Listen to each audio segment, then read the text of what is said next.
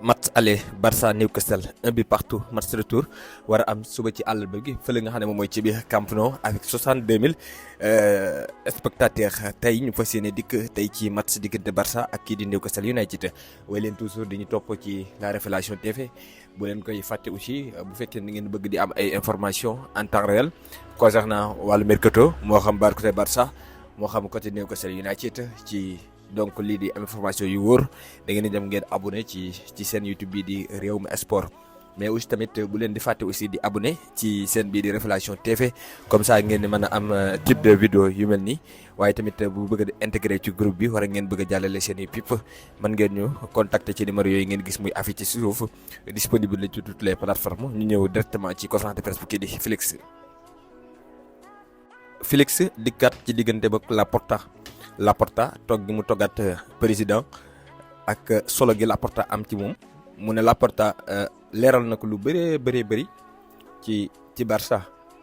ca leeral gi ba muy am lépp Laporta mi ngi jiital Joan Cruyff nga xam ne moom mooy ki nga xam ne daanaka moo fondé Barça bu bees bi nga xam ne moom la ñu xam manière bi nga xamante si moom la daan jouer maanaam daal philosophie bi. loolu lépp Laporta wan na ma ko ak ni ko Cruyff doon defee nekk fii Barça dafa am mbir yoo xamante si ni c'est fondamental mënul ñàkk premièrement moom mooy jouer et gagner avec passion jeu bi daa war a baax waaye tamit gagner bi ci boppam dafa war a ànd ak li nga xamante si ni moom mooy ay am jeu bu baax bu correct selon kii di Hansi Flick en tout cas daal pour moom kii di Laporta mooy meilleur profil pour continuer di doxal club bii di FC Barcelone. Flick nee na leneen li mënta ñàkk mooy am ab président boo xam ne ñëpp ko bëgg lépp ci lu muy dox ñëpp ci d'accord te loolu donc Laporta daf ko làmbool ba tax na équipe bi sax laataaka muy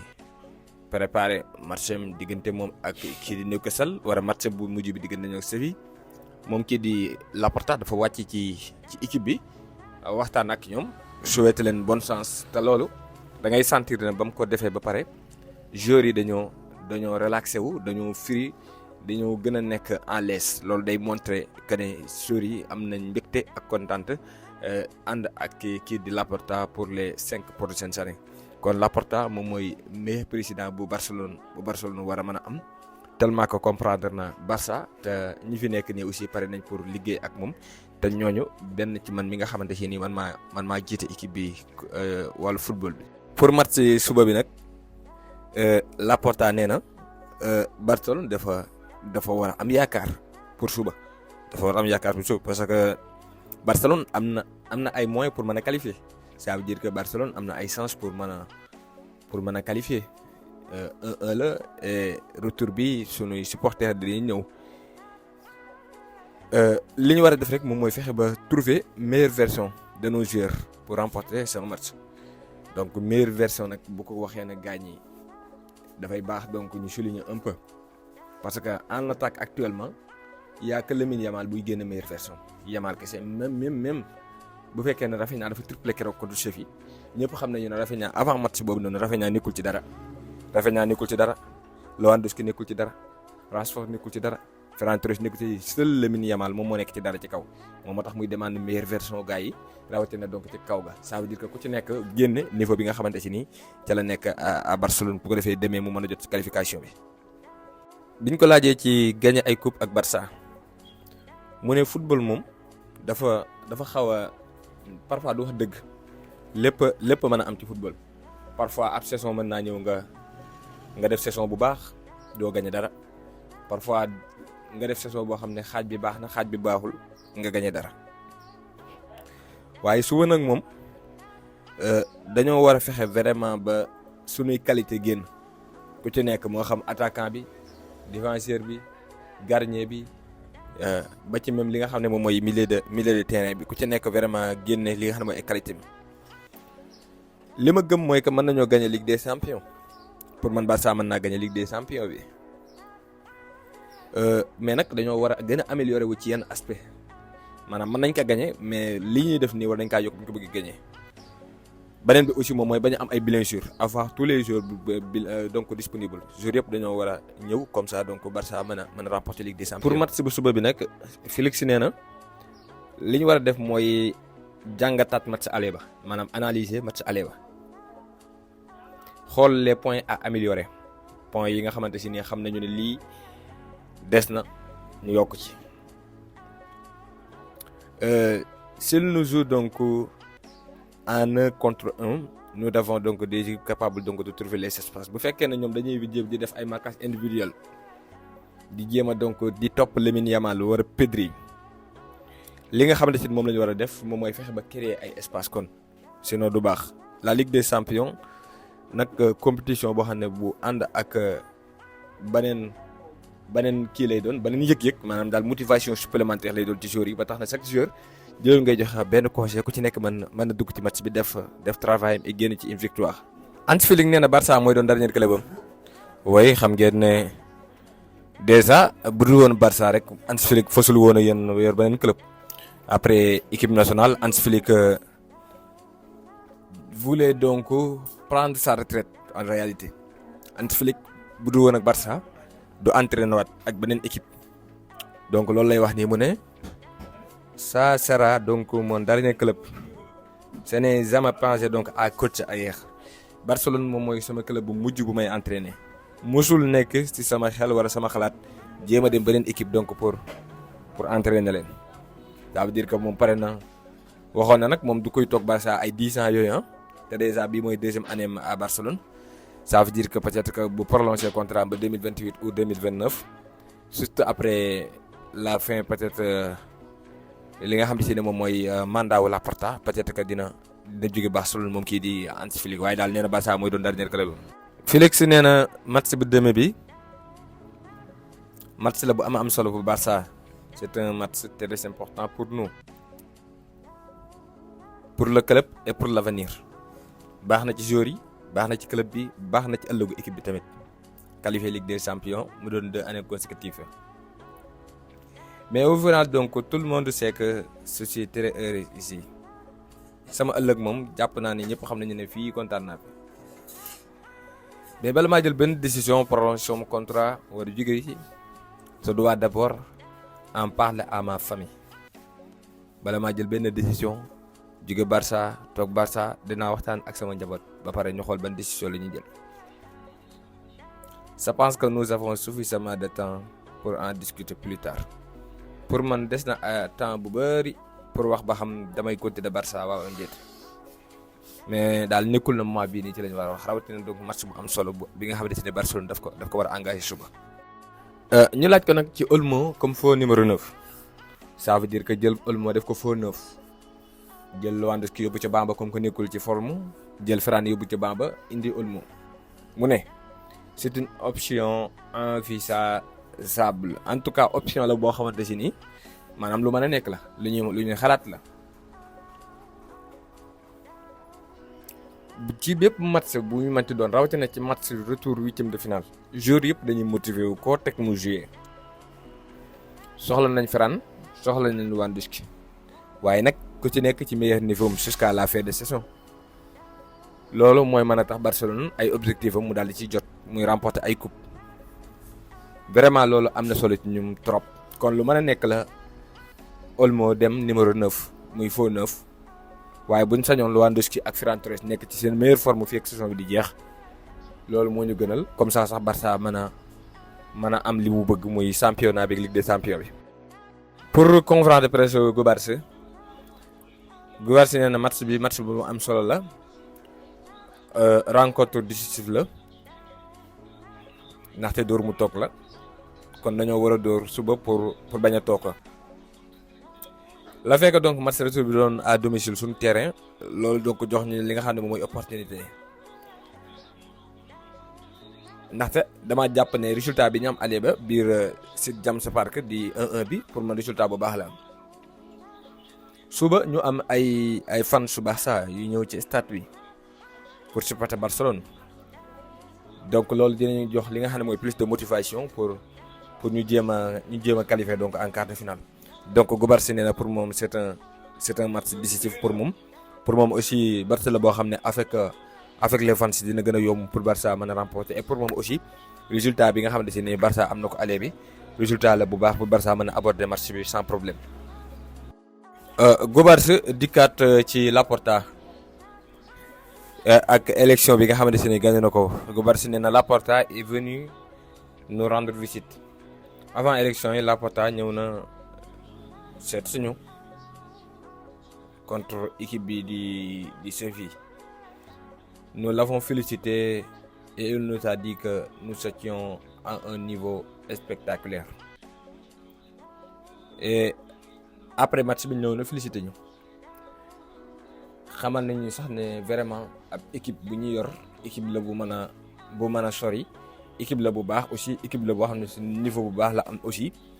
ba noppi tamit ñoom joueurs yi daal di nañuy félicité ki nga xam ne moom lañu tuddee Laporta ci élection yi nga xamante ne plate nañ ko ci bërki démb yemoo ak le 15 mars ci fàttali nag ñoom ñi nekk ci Masia ba ñu ci ëpp ci ñoom lañu doon célébrer après la victoire de Juan Laporta bi mu gagné élection yi de 2026 yi.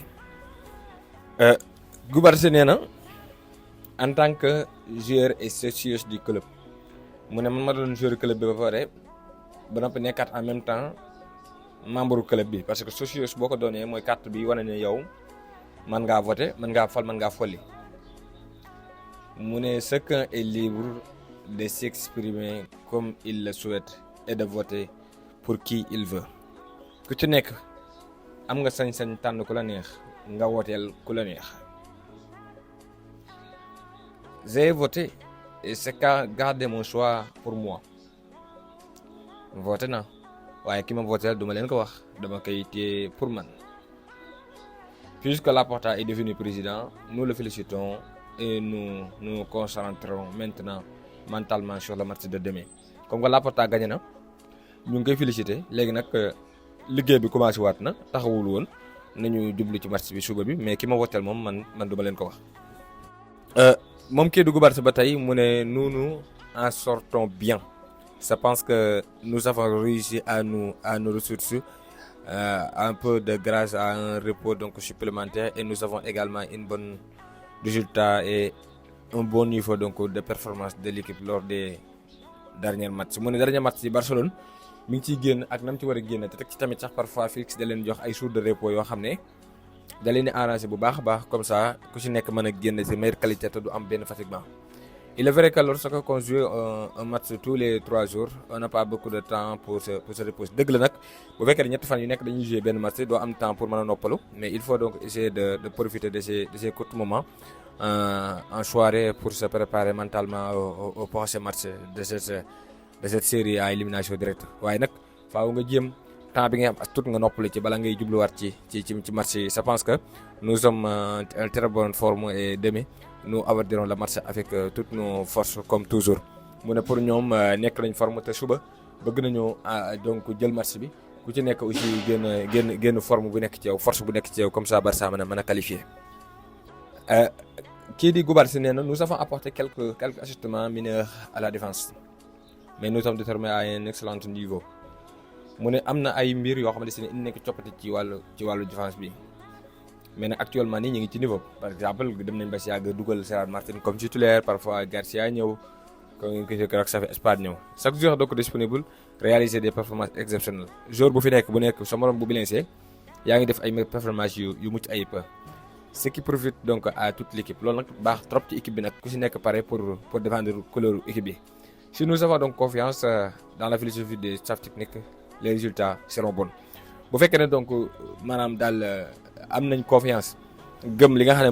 moom lañu gars yi digal pour ñu suyee ko aw ñu sikk sacré donc Barça dina am ay résultats yu baax a baax. Gobarts nee na nous sommes très jeunes nee na équipe bi li ci ëpp ay xale lañ nous n'avons pas beaucoup d'expérience dëgg la amuñu expérience dund ñu lu bëri lii ñu dund nii mais nous donnons tout sur le terrain pour ce club amuñu expérience ay xale lañ mais li ñu am lépp dinañ ko jox pour club bi. Comme nous l'avons fait pendant toutes ces années à la Masia lañ nekkoon dugguñu ci benn yoon depuis que ñu formé ñu ca Masia ba tey li ñu xam mooy jël li ñu am lépp jox pour que Barça mën a réussir comme que loolu la ñu jàngale loolu la ñu jàngal ca xale ya donc loolu la ñuy continuer donc ba keroog ñu am lu baax. en Ligue des Champions les meilleurs joueurs donc sont toujours sur le terrain Ligue des Champions moom saa boo gisee rek xamal leen moom ñay football xamal leen ñoom ñooy les meilleurs joueurs. On affronte donc des attaquants de très haut niveau bu ñu xeeb ne que sal attaquants yu baax la ñu yor et niveau bu baax la ñu yor et sama fils de leur taille sama yoon nekku ci donc ñu naan ay Nicole Thomas de 2 mètres la ak yooyu man loolu tiitalu ma quoi sama concentré sur moi et sur moi-même et sur la façon dont je peux mieux les contrer comme ñi dañoo njool ak man damaa gàtt ak yooyu sama yoon nekku ci l'essentiel daal damay concentré wu xool naka laay def donc ba ñoom seen njoolaay boobu noonu du feeñ ci match bi mais lijjantiwuma leen donc ci njool nañu war a gàtt nañ. Pau Guébarso nee na c'est dire à Espoir et Courtis de rester calme nee na moom day jox ay conseils ay magama parce que war a rakkam mooy Espoir di ci latéral booy bi ak Courtis di dug di yëg Courtis moom mag Guébarso nee na li mu leen wax rek mooy ñu calme ça veut dire que bu ñu mbir bu ñu ko jëlee kaw quoi la fekk ñu ngi joué ci équipe première bi nañu calme mais s'il y a beaucoup de gens qui parlent il doit donc écouter sa famille même bu fekkee ne am na ñu bëri ñoo xam ne dañu leen di jéem a digal lu baax mais nañu jéem a déglu ndaxte meilleur conseil bi mooy conseil bi ñu mën a jël ci seen i parents seen famille c'est important. ñu lay ko ci Cancelo mu ne Cancelo c'est un grand joueur bu mag un fan du Barça de plus. Il est refus donc d'être ici Cancelo jour la bu baax mais li tax donc moom football ak moom gën a neex mooy moom dafa bëgg Barça ça veut dire que moom fan si Barcelone la moo tax lu bëri yomb ci moom. si Serrat Martin mu ne Serrat Martin a fait une saison exceptionnelle pour moom Serrat Martin saison bu baax a baax la def déjà la saison dernière il se sentait bien donc en défense centrale déjà saison bi ñu weesu amuloon benn problème bañ koy jël di ko teg défenseur central. J'essaie aussi donc de l'aider au maximum lu ma mën pour jàppale ko pour que du am benn jafe-jafe ci défense bi naa ko def il peut aussi nous aider à gauche mën nañu aider aussi bu jouer latéral gauche. Je pense qu'on est un très bon niveau et je suis très content pour man daal man ak moom ñu ngi ci niveau bu baax di former dio bu baax donc li ñu bëgg mooy continuer comme ça. Si Guébarso yaakaar naa ne foofu la conférence de presse bi ah. way foofu la conférence de presse bi yam gars yi bu fekkee ne da ngeen soxla ay information donc supplémentaire ci lu jëm ci wàllu mercato bi et tout ça man ngeen ñu pot donc ci wàllu Rewmi Sport comme ça donc ngeen mën a am information